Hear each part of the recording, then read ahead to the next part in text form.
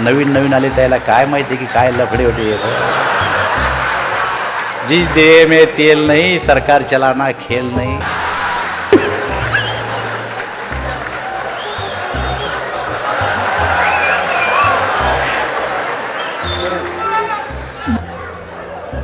परवा मला एक मंत्री भेटले. ते मंत्री म्हणले, काय दानवे साहेब म्हणले, तुम्ही मुख्यमंत्र्यांनी काय केलं मला. म्हणलं काय झालं साहेब तुम्हाला. ते म्हणले, हे मंत्रिपद असं आहे मलाच कळत नाही म्हणे काय. तर अहो म्हणलं, जसं तुमच्या मंत्रिपदाचा प्रश्न पडला तुम्हाला, तसा माझ्या मंत्रिपदाचा प्रश्न साऱ्या मंत्रिमंडळाला पडला होता की रावसाहेब दानवेकडे खातं कोणतं आहे. मलाही कळलं नाही, लोकांनाही कळलं नाही, तुम्हालाही कळलं नाही खातं. म्हणे कसं काय. म्हणलं माझ्या खात्याचं नाव होतं कंझ्युमर अफेअर्स आणि उपभोक्ता मामले मंत्री. ते माझं खातं होतं, कंझ्युमर अफेअर्स आणि उपभोक्ता मामले मंत्री. आता हे कोणाला कळतच नव्हतं की कंझ्युमर अफेअर्स आणि उपभोक्ता मामले मंत्री काय. माझ्या मतदारसंघातले लोक मला म्हणजे समजून सांगा साहेब हे खातं काय येतं. सांगता सांगता दम तुटला माझा. एकदा एकनाथरावनं प्रश्न उपस्थित केला होता कोल्हापूरच्या अधिवेशनात की रावसाहेब दानवेचं खातं कोणतंही कळतच नाही का. तिथं काही त्याला अन्न नागरी पुरवठा म्हणत नाही, उपभोक्ता मामले मंत्री. तसं आपल्या मंत्र्याला प्रश्न पडला की हे खातं दिलं कोणतं माझ्याकडं. मी त्यांना सांगितलं, अरे तुमच्या खात्यासारखं खातं नाही कोणाचं.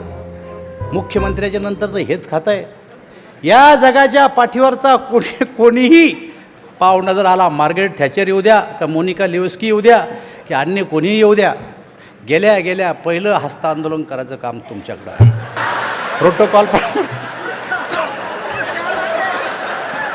प्रोटोकॉल प्रमाणे तुम्हालाच जावं लागतं. हात असा असा असा असा हलवा लागतो. टी व्हीवर पाहतो आम्ही.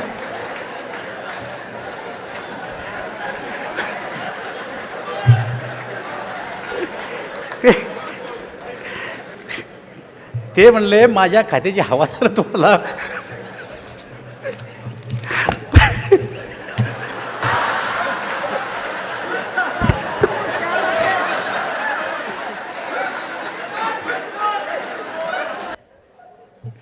माझ्या खात्याची हवा जर तुम्हाला पाहायची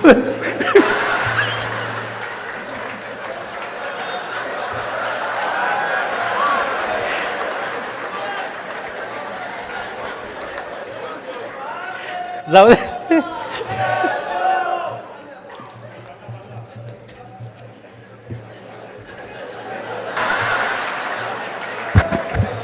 नवीन नवीन आले त्याला काय माहिती की काय लफडे होते.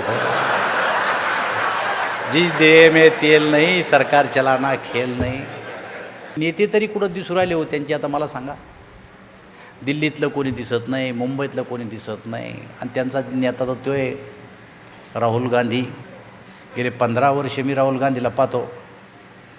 नमस्कार नाही केला अजून कोण्या खासदाराला नमस्कार नाही केला पार्लमेंटमध्ये.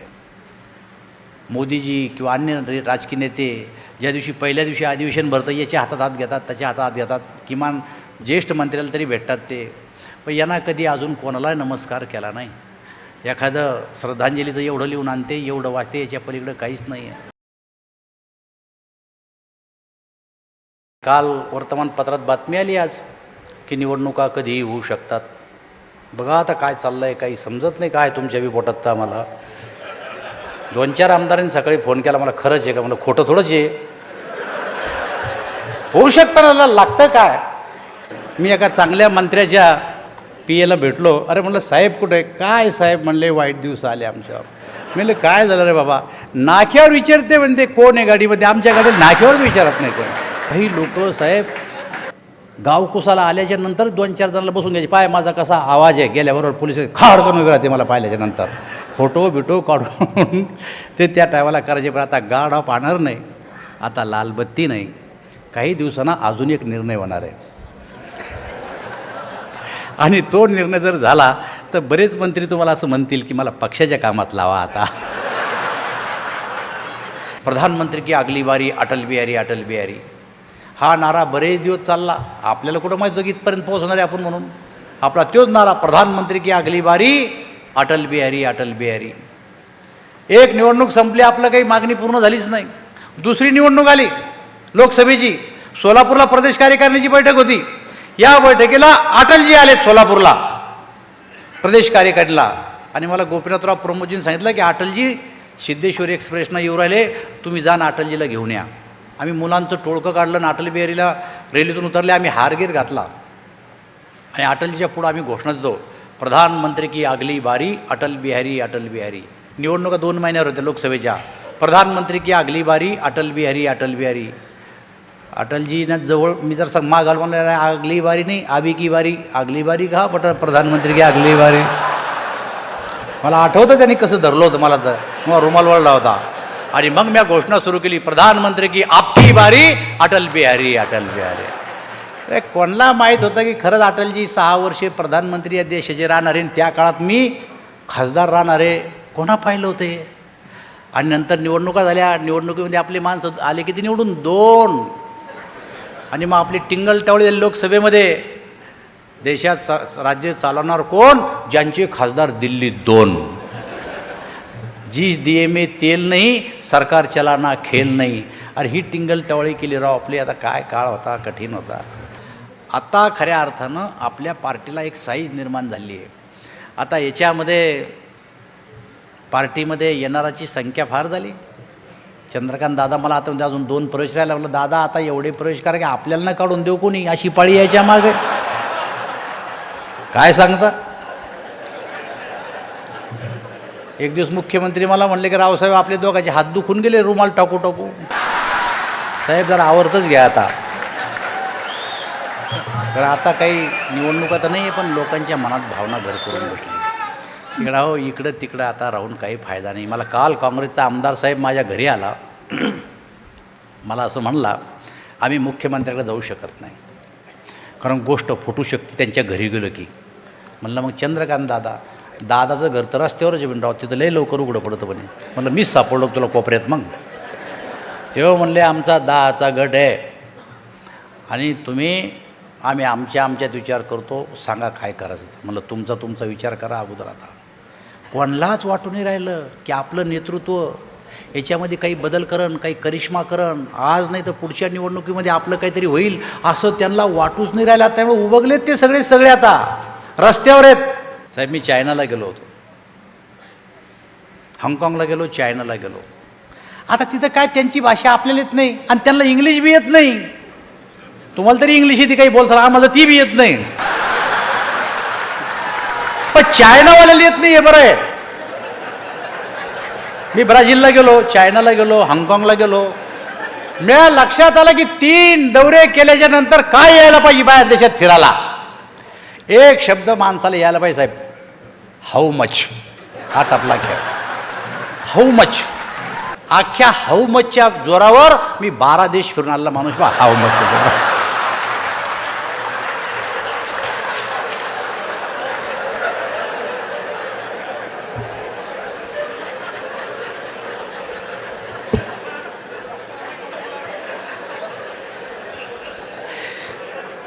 काय डॉक्टर विसरलो मी आता. हाऊ मच लिहून ठोकवायला नसं येतं. मी चायनामध्ये गेलो.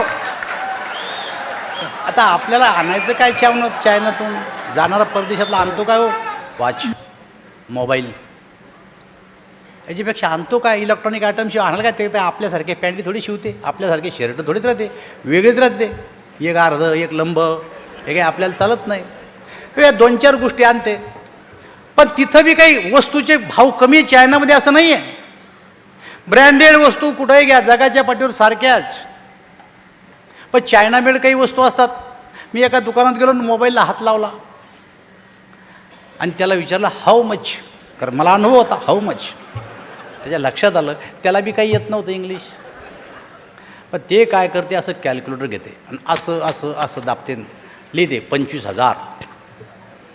त्यानं लिहिलं 25,000. तर म्हणलं ओ, त्याला लक्षात घे महाग झालं याला. मग त्यानं काय केलं, कमी केले 20,000. तर म्हणलं ओ. त्याच्या लक्षात आलं की अजून याला जमला नाही खेळ. मग त्याला कॅल्क्युलेटर माझ्या हातात दिलं, तू टाक काय तर.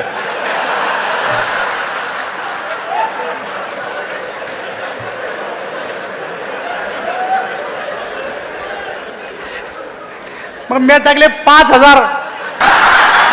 असं करायला लागलं. पुढं त्याला येईल आणि मला येईल, आता काय होतं. आणि शेवटी आमचा तो झाला 6,000, 25,000चा मोबाईल 6,000 घेतला आम्ही. आणि त्याची इच्छा होती की तुम्ही कुठले, तुम्ही आले इंडिया, हां मोदी मोदी करायला लागते, मोदी मोदी मोदी. फक्त मोदी माहिती आहे जगाच्या पाठीवर. आता काय माहीत नाही लोकांना, काय माहीत. बघा काय स्थिती आहे. आमचा मागचा प्रधानमंत्री बाहेर देशात जात होता तर सोडायला कोणी जात नव्हतं, आले तर घ्यायला कोणी जात नव्हतं, आणि तिकडं फिरत होते तर त्याच्याकडे कोणी पाहत नव्हतं. 2 दिवसात बऱ्याच वेळेस उल्लेख झाला की 34 वर्षानंतर ही बैठक आपण पिंपरी चिंचवडला घेतो आहे. खरं तर बैठक निवडणुकीच्या पार्श्वभूमीवर कुठं घ्यावी असा विषय जेव्हा आमच्यासमोर आला, मी आपल्याला कालच सांगितलं की संभाजीनगर किंवा अमरावतीला ही बैठक घ्यावी असा आमचा मनोदय होता. परंतु या विजयाच्या पार्श्वभूमीवर ही बैठक पिंपरी चिंचवडला घ्यावी असा निर्णय झाला, आणि अत्यंत चांगली बैठक उत्साहाच्या वातावरणात पिंपरी चिंचवडच्या कार्यकर्त्यांनी ही बैठक या ठिकाणी यशस्वी केली. त्याबद्दल भारतीय जनता पार्टीच्या वतीनं मी त्या सर्व कार्यकर्त्यांचं, नेत्यांचं मी अभिनंदन करतो. प्रामुख्यानं या बैठकीसाठी आपले शहराचे अध्यक्ष लक्ष्मणराव जगताप, आपले आमदार महेशजी लांडगे आणि त्यांच्या सर्व टीमने ही बैठक यशस्वी केली. यांचंही दोघांचं मी या ठिकाणी अभिनंदन करतो. मित्रो, बैठक समारोपाकडे जाते. माननीय मुख्यमंत्री महोदय या बैठकीचा समारोप करणार आहेत. परंतु आपण बघितलं असेल की आता मागच्या ज्या बैठका झाल्या, या बैठकीमध्ये सतत 2 बैठकीमध्ये आपल्यासमोर विषय होता निवडणुकांचा. आपण नगरपालिका जिंकल्या पाहिजे, नगरपंचायती जिंकल्या पाहिजे, जिल्हा परिषदा जिंकल्या पाहिजे, महापालिका जिंकल्या पाहिजे, असे विषय समोर घेऊन आपण मागच्या 2 बैठका केल्या. आणि लोकसभा, विधानसभा आपण जिंकतो, पण या नगरपालिका, नगरपंचायती, जिल्हा परिषदा आणि महापालिकेमध्ये आपण जिंकत नाही, ही खंत आपल्या मनामध्ये होती. आणि आपणही काही लोकांनी बोलताना उल्लेख केला की आपल्या पार्टीबद्दल असंच म्हणलं जायचं की ही पार्टी ग्रामीण भागामध्ये, या पार्टीचं जडं मुळं रुजलेले नाहीत, आणि त्यामुळं ही पार्टी काही नंबर 1ची पार्टी महाराष्ट्रामध्ये होऊ शकत नाही, अशा प्रकारची भावना आपल्याही कार्यकर्त्यामध्ये होती. आणि अन्यही राजकीय पक्ष बोलताना असं म्हणत होते की ही पार्टी शहरी पार्टी आहेत. परंतु या निवडणुकीमध्ये आपण सर्व कार्यकर्त्यांनी एकजुटीनं या ठिकाणी प्रदर्शन केलं आणि सगळ्या महाराष्ट्राला नाही, देशाला दाखवून दिलं की 4 नंबरवर असलेली भारतीय जनता पार्टी महाराष्ट्रातल्या या कार्यकर्त्यांनी 1 नंबरला आणून महाराष्ट्रामध्ये दाखवले. मित्र, मी गेले अनेक वर्ष भारतीय जनता पार्टीमध्ये काम करतो. मी जनता पार्टीमध्ये सुद्धा काम केलेलं आहे आणि नागरधारी शेतकरी या चिन्हावर मी निवडणूक लढवलेली आहे. आम्ही जेव्हा पक्षामध्ये काम करायला लागलो तेव्हा आम्हाला असं कधी वाटलं नाही की आम्ही कधीतरी सत्तेत येऊ, भारतीय जनता पार्टी ही 1 नंबरची पार्टी या राज्यात किंवा या देशामध्ये होईल, असं आम्हाला कधी वाटलं नाही.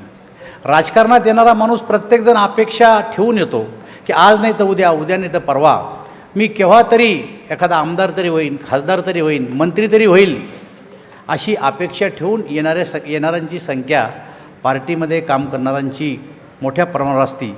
पण जेव्हा आम्ही काम करत होतो तेव्हा असं कधीच वाटलं नाही की ही पार्टी सत्तेमध्ये येईल आणि सत्तेत आल्याच्या नंतर आम्ही केंद्रात मंत्री होऊ, आपला मुख्यमंत्री होईल, आपला प्रधानमंत्री होईल, असं त्या काळामध्ये वाटत नव्हतं. पण आज राजकीय स्थिती बदललेली आहे आणि आज आपण बघता की देशाचा प्रधानमंत्री, राज्याचा मुख्यमंत्री आज आपण सर्वजण या ठिकाणी बघतो आहे. आणि खालीसुद्धा आपली जी अपेक्षा होती की आपण जिल्हा परिषद, पंचायत समित्या या ठिकाणी आणि महापालिकेमध्ये आपण आलो पाहिजे अशी आपली इच्छा होती. ती इच्छा या निमित्तानं काही प्रमाणात का होत नाही, आपली पूर्ण झाली आहे. आपण बघितलं असेल की 13 महापालिकेच्या निवडणुका झाल्या आणि या 13 महापालिकेच्या निवडणुकीमध्ये आपली जी संख्या आहे त्यातले 10 महापालिकेमध्ये आपले महापौर झाले 13 पैकी. फक्त 3 महापालिकेमध्ये आपण होऊ शकलो नाही. महापालिकेमध्ये आपली सदस्य संख्या 225ची होती, ती 708 सदस्य महापालिकेमध्ये भारतीय जनता पार्टीचे या राज्यामध्ये झाले. ती स्थिती जिल्हा परिषदेची होती. मी पंचायत समितीची निवडणूक लढलो, मी पंचायत समितीला सभापती झालो. जिल्हा परिषदेची निवडणूक लढलो. काय स्थिती होती? मी जेव्हा पंचायत समितीची निवडणूक लढलो आणि पंचायत समितीला सभापती झालो तेव्हा या राज्यामध्ये 2 सभापती म्हणजे एक सभापती आणि एक उपसभापती भारतीय जनता पार्टीचा होता. मी भारतीय जनता पार्टीचा एकमेव सभापती होतो आणि उपसभापती कोणीतरी ठाण्याला त्या काळामध्ये भारतीय जनता पार्टीचा होता. आणि मला आठवतं की मी जेव्हा सभापती झालो वर्तमानपत्रात बातम्या 4-4, 5-5 दिवसानंतर यायच्या. अजिंठा नावाचा एक पेपर आमच्याकडे संभाजीनगरला चालायचा, तो आता पेपर मराठवाडा अजिंठा राहिले नाही. माझा फोटो त्या पेपरमध्ये आला आणि मग मला संभाजीनगरच्या कार्यकर्त्यांनी त्या काळात बोलवून घेतलं, कारण जालना जिल्हा नव्हता. आणि वसंत भागवत आले आणि वसंत भागवतने मला जवळ बसून सांगितलं की तू भाजपमध्ये कधीपासून काम करतो, मग तू राजकारणात आला तर मग घरचं कोण पाहिल, अशी सगळी चर्चा त्यांनी माझ्याशी केली. म्हणजे भारतीय जनता पार्टीचा एक सभापती झाला रे की राज्य लेवलचं नेतृत्व त्याची दखल घ्यायचं, त्याला भेटायचं आणि त्याची विचारपूस करायची. पण जर कधी तालुक्याच्या किंवा जिल्ह्याच्या बैठकीला गावचा एखादा सरपंच आला रे की आम्हाला असं वाटतं हा भगवानच आला आमच्या बैठकीमध्ये, उठायचून उभं राहतो, या सरपंच साहेब, या सरपंच साहेब. कारण सरपंचाचं तोंड आम्ही कधी ग्रामीण भागामध्ये पाहिलं नव्हतं. सभापतीचा नव्हता. पण हा काळ होता, सभापती नव्हता, सरपंच नव्हता, जिल्हा परिषदचा अध्यक्ष नव्हता, लाल दिवा तर नव्हता. ही स्थिती भारतीय जनता पार्टीची होती. पण सांगतो पुढं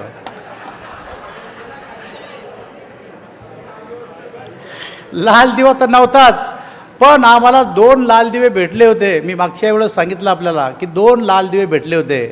पहिला लाल दिवा भेटला सूर्यभानजी वाडणेचा आणि दुसरा लाल दिवा भेटला नासब फरांदेचा. भारतीय जनता पार्टीला 2 लाल दिवे भेटले. तेव्हा मी स्वतः आमदार होतो, बाकी आपली एकनाथराव वगैरे आम्ही सगळे आमदार मंडळी होतो. आणि गोपीनाथरावला आणि प्रमोदजीला एवढा आनंद झाला की अरे आपल्या पार्टीला 2 लाल दिवे मिळालेत. आणि हॉटेल रिट्ज आहे आपल्या आमदार निवासच्या पलीकडून, या हॉटेलमध्ये त्यांनी एक पार्टी ठेवली आणि म्हणले की मला असं कधीच वाटलं नव्हतं की मी ज्या पक्षामध्ये काम करतो त्या पक्षाला 2 लाल दिवे मिळतील. आणि मला खूप आनंद झाला, म्हणून मी तुम्हाला जेवायला इथं हॉटेलमध्ये बोलवलं. त्या काळात आमदार हॉटेलमध्ये जेवणं म्हणजे फार मोठी गोष्ट होती. आम्ही 8 दिवस सांगतो गावाकडे गेल्यावर, आज मोठ्या हॉटेलमध्ये आम्ही जेवलो. ही स्थिती होती त्या काळातली. 2 लाल दिवे मिळाले, ते बी अशी फिरणारे लाल दिवे नव्हते, ते असे करणारे लाल दिवे होते.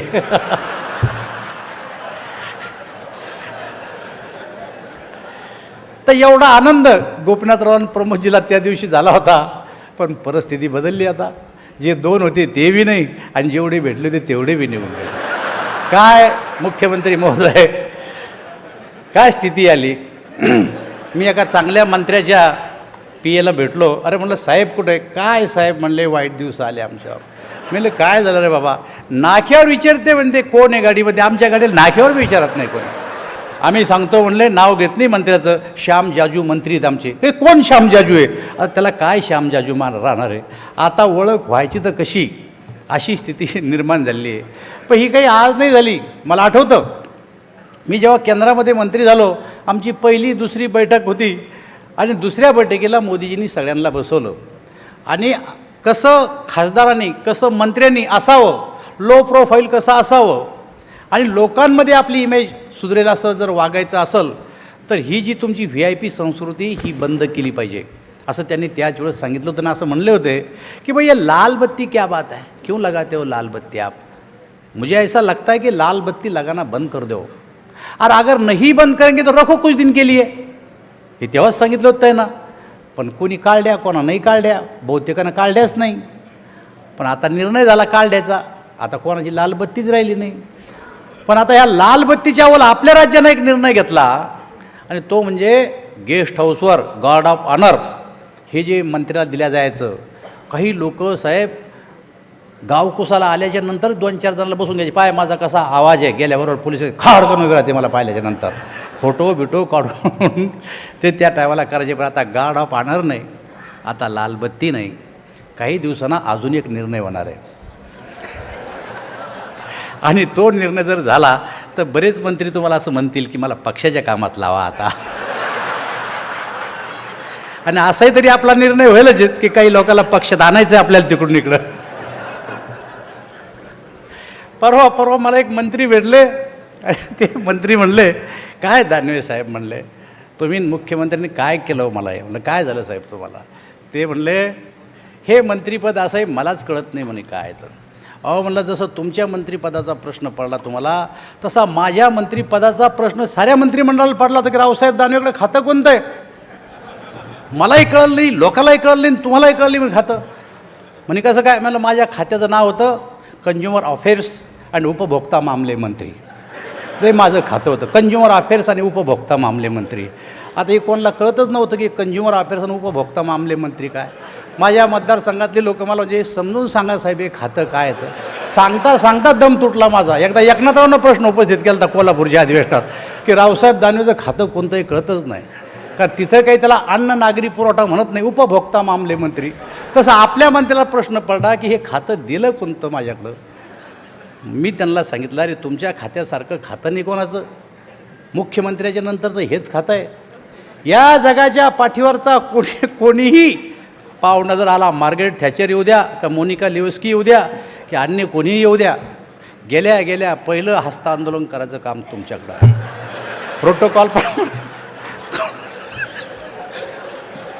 प्रोटोकॉल प्रमाणे तुम्हालाच जावं लागतं. हात असा असा असा असा हलवा लागतो. टी व्हीवर पाहतो आम्ही.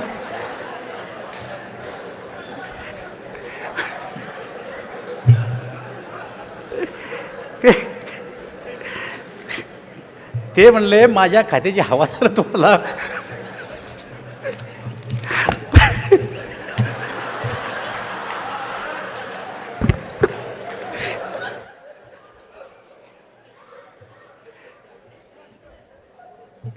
माझ्या खात्याची हवा जर तुम्हाला पाहायची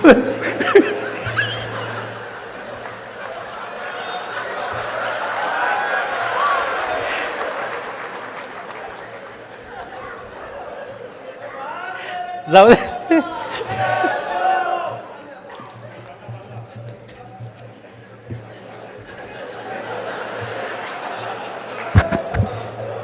अशी परिस्थिती या राज्यामध्ये VIP संस्कृती आता बंद झालेली आहे आणि त्याच्यामुळं आता काही फार मंडळी मंत्री होण्याच्या उत्सुकही नाही अशी परिस्थिती आहे. आता पक्षाचं काम करणं हे सगळ्यात चांगली गोष्ट आहे. आता रवीजींनी कार्यक्रम आपल्याला सांगितला आहे की आपल्याला आता प्रशिक्षण द्यायचं आहे. प्रशिक्षणासाठी आपण नावं दिले पाहिजे. एकदा नाही, दोनदा नाही, तीनदा, की आपल्याला जर विस्तारक निघायचं असेल 15 दिवस, 6 महिने, 1 वर्ष, तर आपण नावं दिले पाहिजे. आणि राष्ट्रीय अध्यक्षाचा दौरा सुरू झाला विस्तारक म्हणजे बाहेर 90-95 दिवसाचा दौरा. राष्ट्रीय अध्यक्षानं दौरा दिला, नावं दिले, तरी महाराष्ट्र भारतीय जनता पार्टीनं अजून नावं दिलेली नाही. मला असं वाटतं की आता निवडणुका नाही, हा विषय तुम्ही गांभीर्यानं घेतला पाहिजे आणि नावं या ठिकाणी तुम्ही आता दिले पाहिजे. जर तुम्ही नावंच देणार नाही तर आम्ही प्रशिक्षणाच्या तारखा कशा ठरवायच्या? 2 तारखा प्रशिक्षणाच्या ठरवलेल्या तारखा रद्द झाल्या. राष्ट्रीय कार्यकारिणीत आम्हाला राष्ट्रीय अध्यक्षानं विचारलं की तुम्हाला प्रशिक्षण कब आहे, तर रवीजीने एक तारीख लिहून दिली ती माझ्याजवळ. मी सांगितलं या तारखेला आमचं प्रशिक्षण आहे. पण म्हणलं रवीजीला येणार कोण कोण येते? म्हणजे आता नंतर ठरवू आपण कोण कोण येणार येतं. असं चालणार नाही. तुम्हाला माहिती आहे की राष्ट्रीय अध्यक्ष या बाबतीमध्ये गय करणार नाही आणि त्याच्यामुळं निघणं तर सगळ्यांनाच आहे. आमदाराला निघणं आहे, खासदाराला निघणं आहे, मंत्र्यालाही जाणं आहे, सगळ्यांना विस्तारक म्हणून कमीत कमी 15 दिवस जावं लागणार आहे. 6 महिने जाणार आहेत, वर्षभर जाणार आहे. आता वर्ष राहिलंच नाही. पण जेवढे दिवस तुम्ही निघणार आहेत तेवढ्या तारखा तुम्ही दिल्या पाहिजे, कारण आपल्याला प्रशिक्षण घ्यायचं आहे. आता इथं एवढी ट्रेन मंडळी आहे, खरं तर कोणाला प्रशिक्षण द्यायची गरजच नाही आहे. पण आपला अनुभव आहे की मागच्या काळामध्ये सदस्य नोंदणीनंतर आपण काही कार्यकर्त्यांचं प्रशिक्षण घेतलं आणि त्या प्रशिक्षणामध्ये 3, 4, 5 या राज्यातली एक टीम आपण तयार केली होती. ती जायची आणि प्रशिक्षण द्यायची. काही कार्यकर्ते असं म्हणते का, अरे हे काय शिकवतो तुम्ही आम्हाला, हे काय प्रशिक्षण आहे का? आम्हाला निवडणुका कशा जिंका हे शिकवलं पाहिजे. खरं म्हणजे निवडणुका कशा जिंकाव याचं नातं पुस्तक आहे, याची नातं शाळा आहे, याचं काहीच नाही आहे. हे तंत्रच वेगळं आहे निवडणुका जिंकण्याचं. पण पक्षात कसं काम करावं, पक्षाचा इतिहास काय आहे, हे तर सगळ्यांना माहीत असावं लागतं. याच्यासाठी आपण अशा प्रकारचे प्रशिक्षण वर्ग घेत असतो. 1,00,000 कार्यकर्ते प्रशिक्षण वर्गातून आपण त्या काळामध्ये प्रशिक्षित केलेत. 1,00,000 कार्यकर्ते आपण त्या काळामध्ये प्रशिक्षित केले. आणि त्याचा परिणाम काय झाला की या राज्यामध्ये भारतीय जनता पक्ष हा 1 नंबरचा पक्ष बनला. 1 नंबरचा पक्ष. हे आपल्याही कार्यकर्त्याला अजून पचनी पडत नाही, विरोधकाला तर पडतच नाही. पण 1,00,000 कार्यकर्ते प्रशिक्षित करून या राज्यामध्ये 4 नंबरवरचा पक्ष 1 नंबर येऊ शकला. याचा अर्थ समजून घ्या की प्रशिक्षणाला महत्त्व आहे.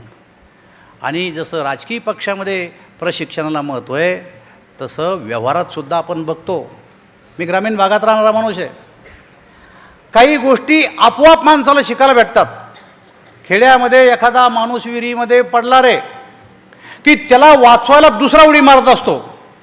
पण दुसरा जर का उडी मारायला गेला आणि त्यानं जर का समोरच्या बाजूनं त्या माणसाला धरलं तर ज्यानं पहिलं डुबलं ते याच्या गळ्यात पडतं आणि त्याला घेऊन डुबतं. दोन्ही मरते. पण व्यावहारिकदृष्ट्या त्या माणसाला माहीत होतं की पडलेल्या माणसाला वाचवायचं कसं, तर नंतरचा जो वाचवायला उडी मारतो तो मागच्या बाजून त्याचे केस धरतो आणि मग तो कडीवर उडत आणतो. आणि मग त्याला काही त्याच्या गळ्यात पडता येत नाही, कारण हात त्याच्या विरुद्ध दिशेला असतात. आणि मग ते दोघांचे जीव वाचतात. एक विहिरीत पडलेला माणूस जर वाचवायचा असला तर त्याला कसं पकडावून कसं काठावर आणावं याचंसुद्धा प्रशिक्षण आहे. तर एवढ्या मोठ्या राजकीय क्षेत्रात काम करत असताना याचं जर तुम्हाला प्रशिक्षण घ्यायचं नाही, घर सोडून जर 15 दिवस राहायचं नाही आणि मोठ्या गोष्टी पाहायच्या की मी आता आमदार होईन, मी खासदार होईन आणि मग मंत्री होईल, तर मला असं वाटतं की ही अपेक्षा काही ठेवणं बरोबर नाही आहे. आणि मग पार्टीना कटाक्षानं आता या गोष्टी ठरवलेल्या आहेत की आम्हाला आता इथं हे केलं पाहिजे, प्रशिक्षण दिलं पाहिजे. आता राजकीय मुद्दे भरपूर आहेत. माननीय मुख्यमंत्री महोदय ते मुद्दे मांडणार आहेत. माझ्या बोलण्यावरही बंधन आहेत कालपासून, त्यामुळे मी काही फार बोललो नाही. पण एक गोष्ट लक्षात घ्या की आपल्या राज्यामध्ये कर्जमुक्तीचा मुद्दा फार जोरदार मांडला जातो आहे. आता या मुद्द्यावर जेवढ्या टाळ्या आपण घेतल्या तेवढ्या टाळ्या काँग्रेसला पडत नाहीत बरं का. आपणच टाळ्या घेतल्या या मुद्द्यावर. कर्जमुक्त झालंच पाहिजे. सगळ्यात पहिला लढा तर प्रकाश जावडेकर त्या काळाला युवा मोर्चाचे अध्यक्ष होते आणि मी माझ्या जिल्ह्याचा युवा मोर्चाचा अध्यक्ष होतो. कर्जमुक्ती झालीच पाहिजे असं एक यात्रा प्रकाश जावडेकरने त्या काळामध्ये काढली होती. एक ते टेम्पो होतं, त्या टेम्पोवर इतका लंबा भोंगा लावून वर जाऊन भाषणं करतो आम्ही, कर्जमुक्ती कशी झाली पाहिजे. आणि नागपूरला मोर्चा काढला होता एकदा कर्जमुक्तीचा. त्या मोर्चामध्ये आम्ही गेलो. कसं गेलो त्या मोर्चामध्ये की 2 डबे, रेल्वेचे 2 डबे, जागा तर नाहीच आहे, सगळे आपलेच होते कर्जमुक्तीवाले बिन तिकीट. पण मधलं जे असतं 2 डब्याच्या मधलं जोडलं ते असं उडतं ते, त्याच्यावर रात्रभर बसून आम्ही गेलो कर्जमुक्तीच्या मोर्चाला. म्हणजे कर्जमुक्तीसाठी काय आपण कमी कष्ट घेतले असं नाही आहे. आणि पुन्हा तिकडून नागपूरहून बसताना रेल्वे स्टेशनवर आलो तर पोलिसांना एवढं कुठलं वंचाल, तर रेल्वेतही बसता नाही आला आम्हाला. कर्जमुक्तीला चालले म्हणतो मी. कर्जमुक्तीचे खरे जनक आपणच आहेत. पण आता आपली भूमिका बदलली. आता आपले कार्यकर्त्यांनी काँग्रेसवर, राष्ट्रवादीवर तुटून पडले पाहिजे.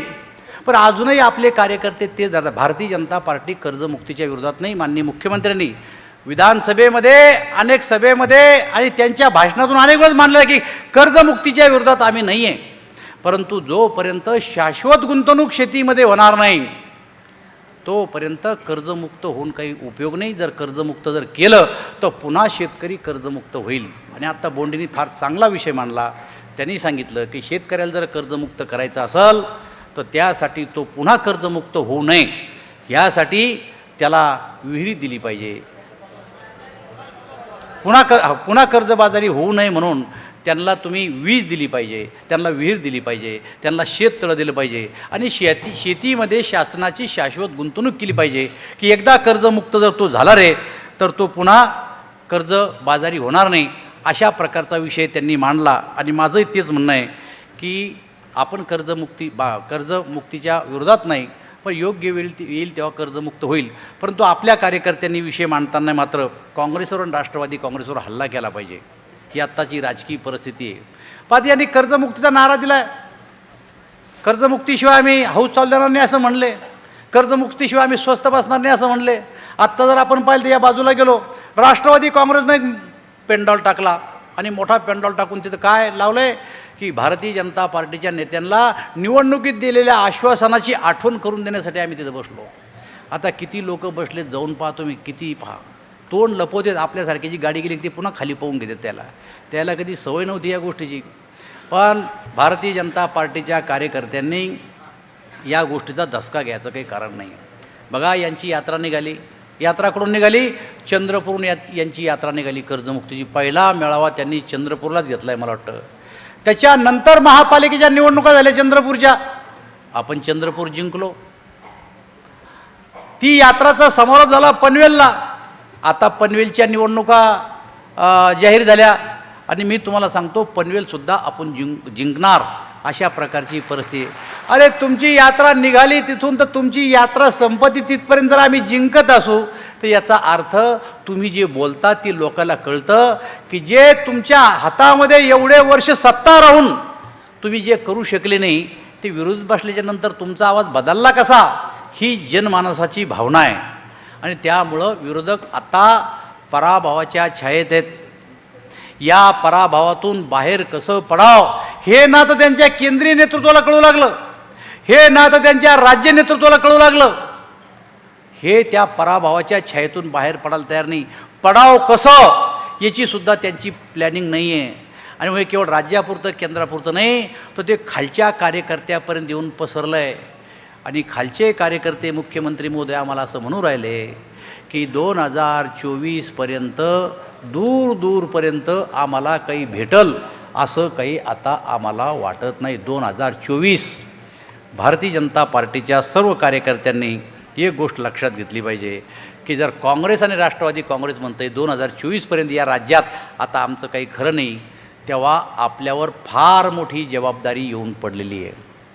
मोदीजींनी राष्ट्रीय कार्यकारिणीमध्ये सांगितलं की यशामागून यश आपल्याला मिळतं आहे.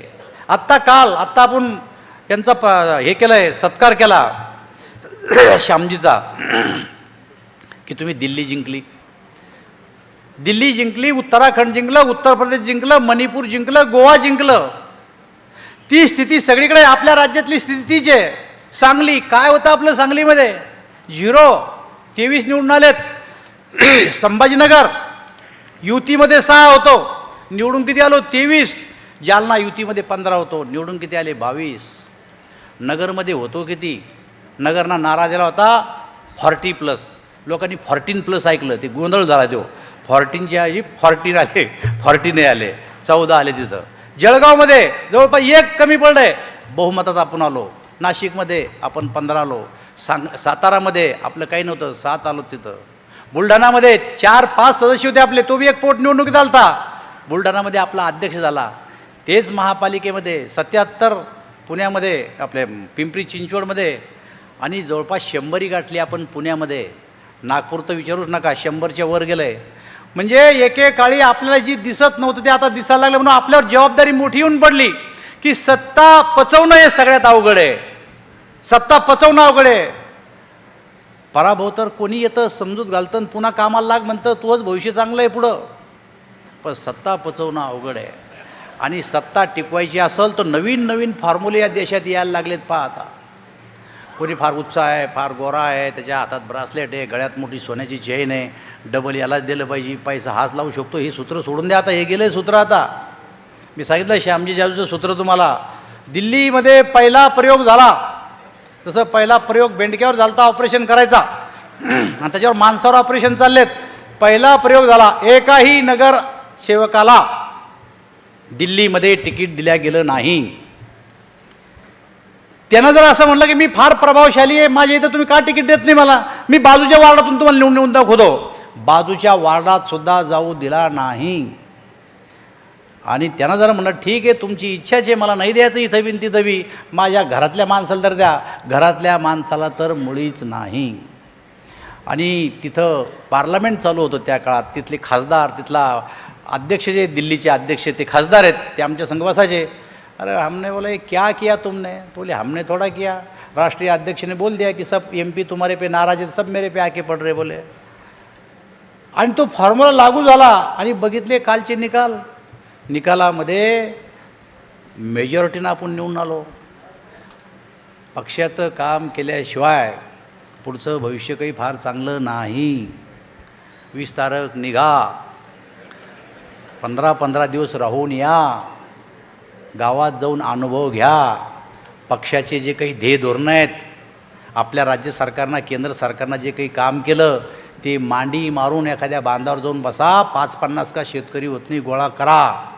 वर्तमानपत्रात आलेली बातमीवर आता काही फारसं कोणी भरोसा ठेवत नाही, कारण सारेच राजकीय पक्ष वेगवेगळ्या प्रकारच्या मागण्या करतात.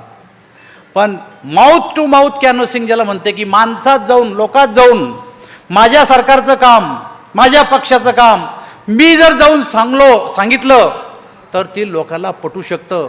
असे 10 माणसं गावात ट्रेन करा जिथं तुम्ही जासाल, त्यांनी पुन्हा 10 जणांना सांगितलं पाहिजे, त्यांनी 10 जणांना सांगितलं पाहिजे.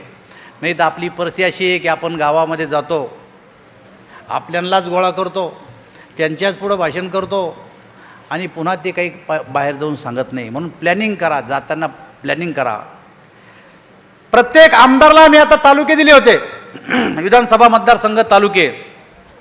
आता इथं अहवाल काही लोकांनी वाचून दाखवला, आनंदाची गोष्ट आहे. गेलेत दुष्काळामध्ये सुद्धा आपण दिले होते, गेलेत. तसं नरेंद्रभाई मोदींनी प्रत्येक खासदाराला एक जिल्हा दिला आहे, ज्या जिल्ह्यामध्ये भारतीय जनता पार्टीचा खासदार नाही आहे. एक जिल्ह्यात जा आणि तिथं भारतीय जनता पार्टीनं काय केलं 5 वर्षात, उज्ज्वला गॅस योजना कशी आणली हे तिथल्या लोकांना समजून सांगा.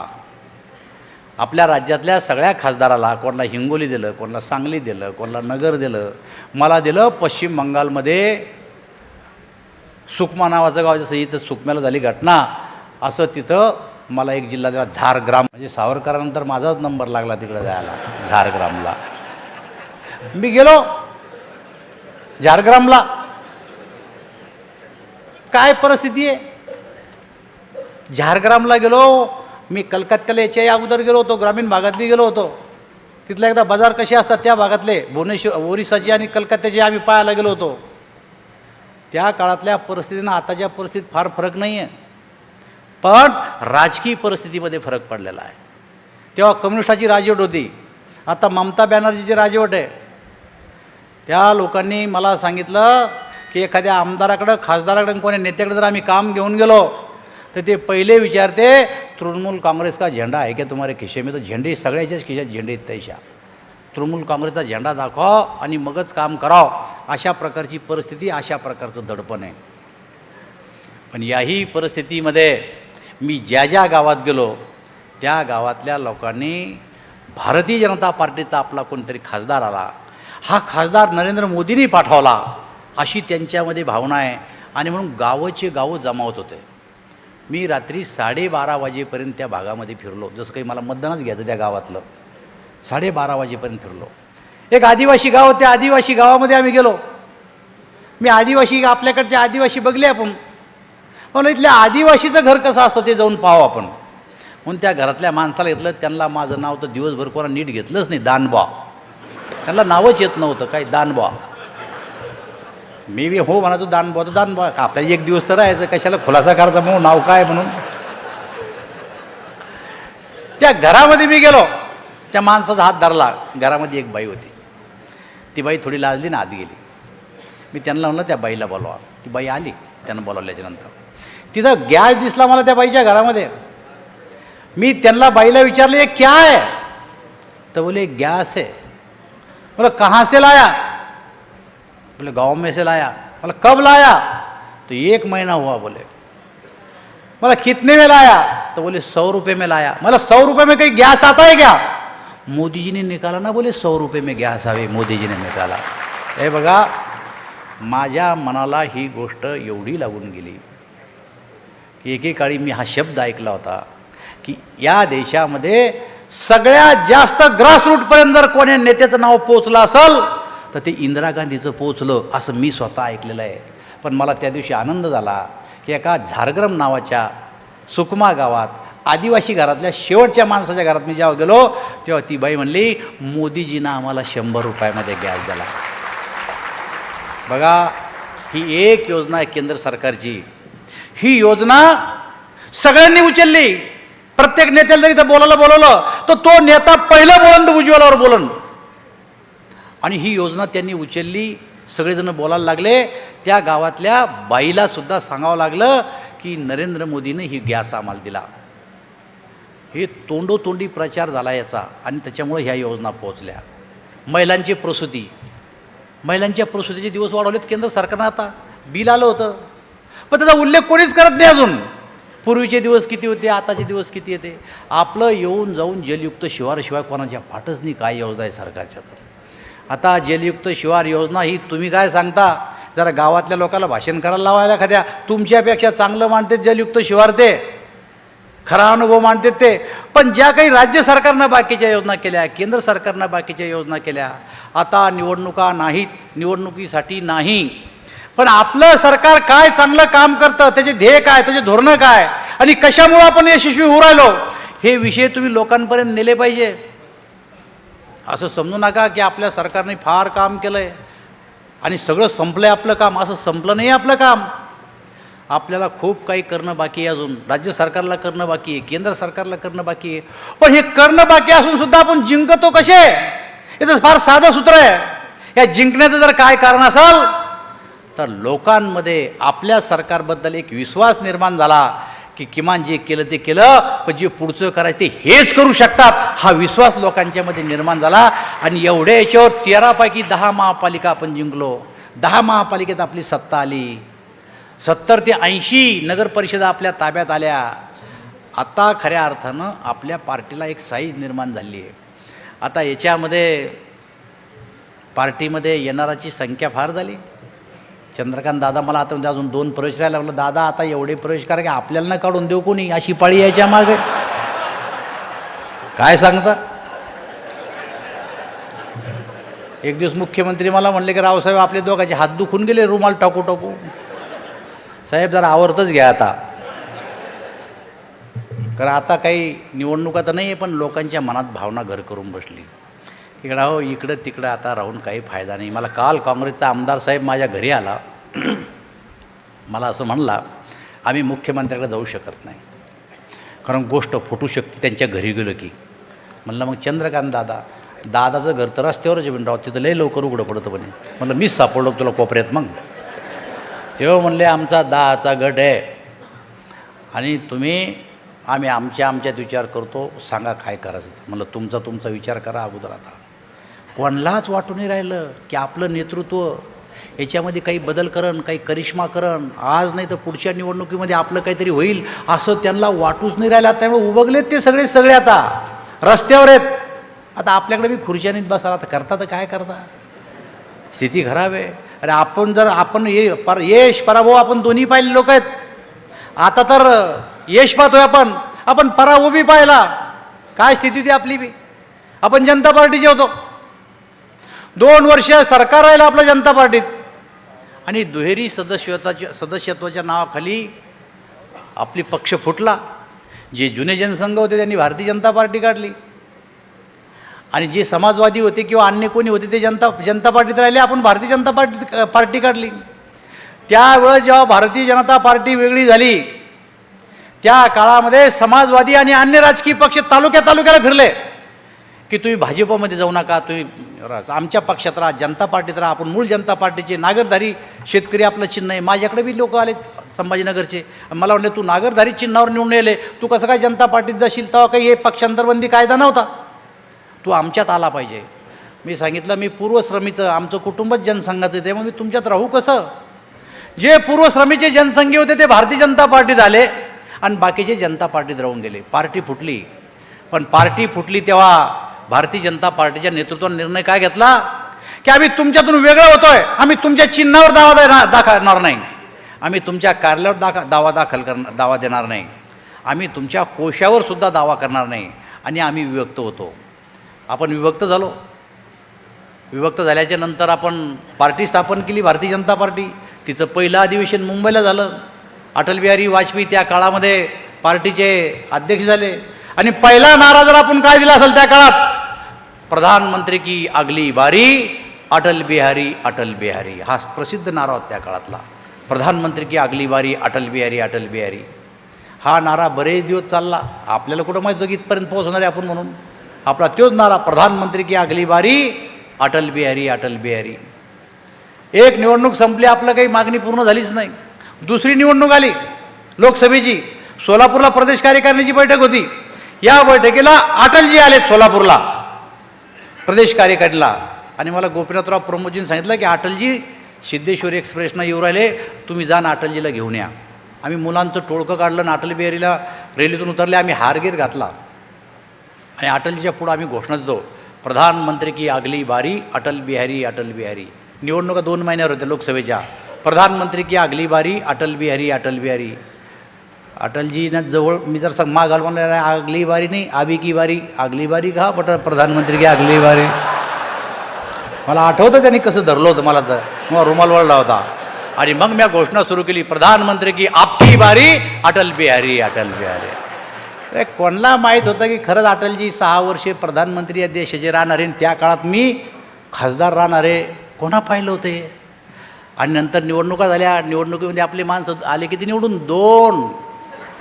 आणि मग आपली टिंगल टवळी लोकसभेमध्ये. देशात राज्य चालवणार कोण, ज्यांचे खासदार दिल्लीत 2. जिस दिये में तेल नाही सरकार चलाना खेल नाही. अरे ही टिंगल टवळी केली राव आपली. आता काय काळ होता, कठीण होता. नवीन नवीन आले त्याला काय माहिती की काय लफडे होते. जिस दिये में तेल नाही सरकार चलाना खेल नाही. पण भारतीय जनता पार्टीच्या त्या काळातल्या नेतृत्वानं हिंमत सोडली का? निवडणुका लढणं सोडल्या का? पुन्हा प्लॅनिंग केली, पुन्हा नियोजन केलं आणि पुन्हा अटल बिहारी वाजपेयी सरकार सत्तेमध्ये आलेत. जे भारतीय जनता पार्टीनं पराभवातून पुन्हा विजय मिळवला आणि देशामध्ये सरकार स्थापन केलं, हे काँग्रेसवाल्याला माहिती आहे, त्यांच्या कार्यकर्त्याला माहिती आहे. पण त्यांच्याच लोकांना आता त्यांच्या नेतृत्वावर भरोसा राहिला नाही की जे भारतीय जनता पार्टीनं यश पाहिलं, अपयश पाहिलं, पुन्हा उभे राहिले, आपलं नेतृत्व करू शकेल का, तर याचा त्यांच्यावर आता विश्वास राहिलेला नाही. नेते तरी कुठं दिसू राहिले हो त्यांचे, आता मला सांगा. दिल्लीतलं कोणी दिसत नाही, मुंबईतलं कोणी दिसत नाही. आणि त्यांचा नेता तर तो आहे राहुल गांधी. गेले 15 वर्ष मी राहुल गांधीला पाहतो. नमस्कार नाही केला अजून कोण्या खासदाराला, नमस्कार नाही केला पार्लमेंटमध्ये. मोदीजी किंवा अन्य राजकीय नेते ज्या दिवशी पहिल्या दिवशी अधिवेशन भरतं याच्या हातात हात घेतात, त्याच्या हातात हात घेतात, किमान ज्येष्ठ मंत्र्याला तरी भेटतात ते. पण यांना कधी अजून कोणाला नमस्कार केला नाही. एखादं श्रद्धांजलीचं एवढं लिहून आणते, एवढं वाचते, याच्या पलीकडं काहीच नाही आहे. किती निवडणुका हरलेत, काय तरी एक दिवस वर्तमानपत्रात होतं 23 निवडणुका राहुल गांधीच्या नेतृत्वात हरल्या गेल्या. 23 निवडणुका. बघा, जो 23 निवडणुका हरलेला नेता एका पार्टीला आणि दुसऱ्या बाजूला आपलं नेतृत्व बघा. जागतिक पातळीवर नरेंद्र मोदीला मान्यता मिळाली. साहेब, मी चायनाला गेलो होतो, हाँगकाँगला गेलो, चायनाला गेलो. आता तिथं काय त्यांची भाषा आपल्याला येत नाही आणि त्यांना इंग्लिश बी येत नाही. तुम्हाला तरी इंग्लिश येते काही बोलसाल, आम्हाला ती बी येत नाही. पण चायनावाल्याला येत नाही, हे बरं आहे. मी ब्राझीलला गेलो, चायनाला गेलो, हाँगकाँगला गेलो. मला लक्षात आलं की 3 दौरे केल्याच्या नंतर काय यायला पाहिजे बाहेर देशात फिरायला. एक शब्द माणसाला यायला पाहिजे साहेब, हाऊ मच.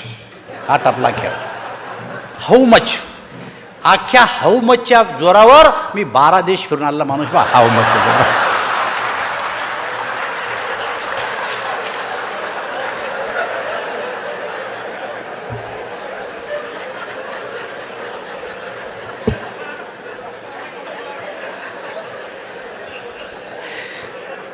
काय डॉक्टर विसरलो मी आता. हाऊ मच लिहून ठोकवला नसं येतं. मी चायनामध्ये गेलो. आता आपल्याला आणायचं काय चायनातून? जाणारा परदेशातला आणतो काय हो? Watch, mobile. याच्यापेक्षा आणतो काय? इलेक्ट्रॉनिक आयटम आणायला काय? ते आपल्यासारखे पॅन्टी थोडी शिवते, आपल्यासारखे शर्ट थोडीच राहते, वेगळीच राहते. एक अर्ध, एक लंब, हे काही आपल्याला चालत नाही. या 2-4 गोष्टी आणते. पण तिथं बी काही वस्तूचे भाव कमी आहे चायनामध्ये असं नाही आहे. ब्रँडेड वस्तू कुठेही घ्या जगाच्या पाठीवर सारख्याच. पण चायनामेड काही वस्तू असतात.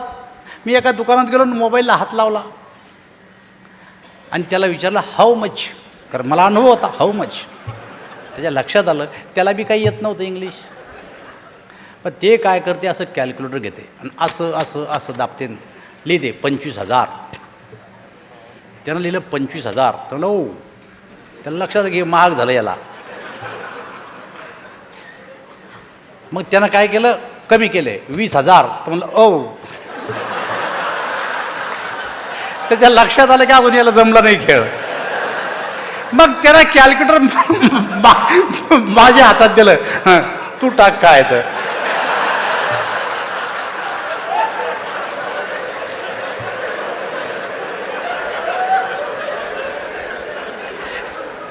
मग मी टाकले 5,000. असं करायला लागलं. आता पुढं त्याला येईन आणि मला येईन, आता काय करा. आणि शेवटी आमचा तर झाला 6,000. 25,000चा मोबाईल 6,000 घेतला आम्ही. आणि त्याची इच्छा होती की तुम्ही कुठले तुम्ही म्हणाला इंडिया. हां मोदी मोदी करायला लागते, मोदी मोदी मोदी. फक्त मोदी माहिती आहे जगाच्या पाठीवर. आता काय माहीत नाही लोकांना, काय माहीत. बघा काय स्थिती आहे.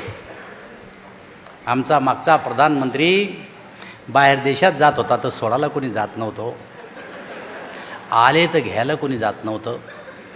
आणि तिकडं फिरत होते तर त्याच्याकडे कोणी पाहत नव्हतं. काहून तर भ्रष्टाचारी देशाचा प्रधानमंत्री आहे, ही हालत होती. पण मोदीजी दिल्ली याला गेलेत अमेरिकेला. 20,000 रुपयाची तिकीटं काढून लोकांनी गर्दी केली त्या ठिकाणी. 20,000 लोकांनी. दुसरा दौरा मोदीजींना केला. पार्लमेंटमध्ये त्यांनी भाषण दिलं आणि बाहेर निघले तर त्यांचा ऑटोग्राफ घ्यायसाठी अमेरिकेच्या खासदारांनी लाईन लावली. लाईन ऑटोग्राफ घ्यायसाठी. शेवटी प्रधानमंत्रीच म्हणले की तुम्हारे ओबामा खडे जरा बाद में लो. ही स्थिती निर्माण झाली आपली. चायनामध्ये गेले होते तर तिथल्या कर्मचाऱ्यांनी सामूहिक जशा सुट्या टाकतात ना अशा रजा देऊन टाकल्या सगळ्या कर्मचाऱ्यांना. सरकारनं विचारले का, सगळे ते म्हणे अपने देश में नरेंद्र भाई मोदी आ रहे, उनको देखना है हमको. ज्या रस्त्यानं मोदीजी जाणार आहे दुतर्फा लोक उभे राहिले आणि मोदीजीचं स्वागत केलं त्यांनी. एका बाजूला भाजपचं नेतृत्व की ते जागतिक पातळीवर ते नेतृत्व करू शकतं असं नेतृत्व भारतीय जनता पार्टीमध्ये. आणि दुसऱ्या बाजूला पराभवाच्या छायेत असलेलं आणि खालच्या कार्यकर्त्यांना सुद्धा विश्वास नसलेलं असं नेतृत्व काँग्रेसमध्ये आहे. या दोन्हीचा विचार करा आणि पक्षानं जे जे कार्यक्रम तुम्हाला पुढं दिले ते कार्यक्रम पूर्ण करा. आता याच्यापेक्षा तर जास्त आम्ही तुम्हाला काही सांगू शकत नाही. पण सांगायचा दिवस येणार आहे. किती तारखेला अमित भाई? 16 जूनला अमित भाई येणार आहे. त्या टायमाला लेखाजोखा होणार आहे. तोपर्यंत आपली तयारी करा. तारखा तरी द्या, एखादा वर्ग तरी अटेंड करा प्रशिक्षणाचा, म्हणजे निदान आपल्याला बचावत भूमिका तरी घेता येईल. आता निवडणुका नाही, आता संघटनेचं काम 2 वर्ष. आणि काल वर्तमानपत्रात बातमी आली आज की निवडणुका कधीही होऊ शकतात. बघा आता काय चाललं आहे, काही समजत नाही काय तुमच्या बी पोटात. तर आम्हाला 2-4 आमदारांनी सकाळी फोन केला, मला खरंच आहे का, मला खोटं थोडंच आहे, होऊ शकतं ना, लागतं काय, अशातच फटका मारला पाहिजे महाराज असला तर. आणि त्याच्यामुळं पक्षाचं काम जो करील आणि पक्षाच्या संघटनेमध्ये जो इथं कामाला येऊन बाकीचे कार्यकर्ते कामाला लावीन तोच कार्यकर्ता यशस्वी होऊ शकतो. गाव चलो अभियानसारखी योजना आपण एकदा घेतली होती. गाव चलो अभियान आजही भारतीय जनता पार्टीचा कार्यकर्ता गाव चलो अभियानची आठवण त्याला आहे. आणि मी तुम्हाला सांगतो पुढचे 25 वर्ष अजूनही आपल्याला लोक म्हणतात गाव चलो अभियानसारखं एखादं काढावं अजून काही जमलं तर. अरे कोणती योजना काढली, नाव काही दिलं तर शेवटी कार्यकर्त्यावरच अवलंबून आहे ना, किती यशस्वी करायची, कशी करायची.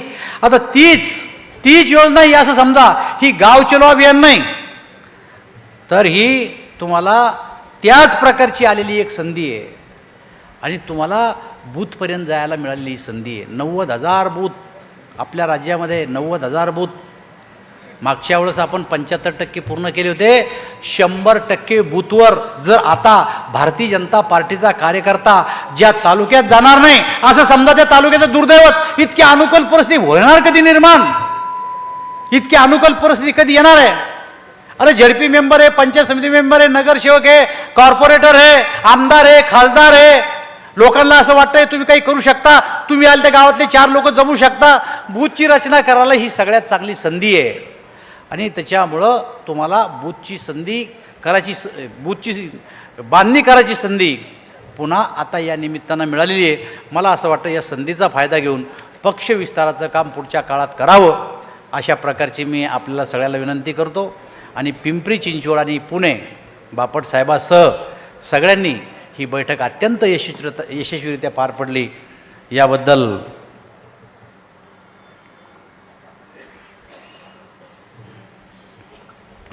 मी आपले सगळ्यांचे आभार मानतो. आणि एक सूचना आली की जिल्हा अध्यक्ष आमदार लक्ष्मणराव जगतापे यांनी 1 हत्ती सत्ता या ठिकाणी मिळवली, त्याबद्दल माननीय मुख्यमंत्री महोदयांनी त्यांचं स्वागत करावं. मी माझे 2 शब्द संपवतो.